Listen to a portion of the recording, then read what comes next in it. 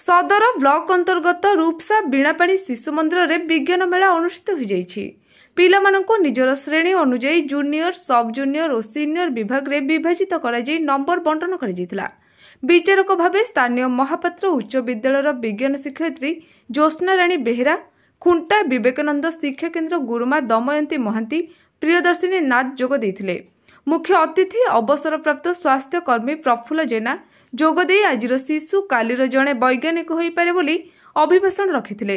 अन्यमानक मध्यरे school प्रतिष्ठाता तथा परिचालना committee संपादक नित्यानंद पट्टनायक, सदस्य भिकारी चरण मिस्त्री, जगदीश पट्टनायक, सुधाकर गिरी, सांबादिक मानस रंजन बेहेरा जोग देइथिबा बेले मंच परिचालना करथिले प्रधान आचार्य विक्रम कुमार जेना और धन्यवाद अर्पण करथिले गुरुमा सबिता महापात्र।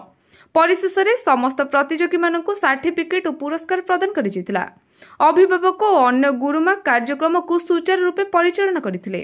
बालेश्वर जिल्लारू मानस रंजन बेहेरा रिपोर्ट प्रयोग खबर।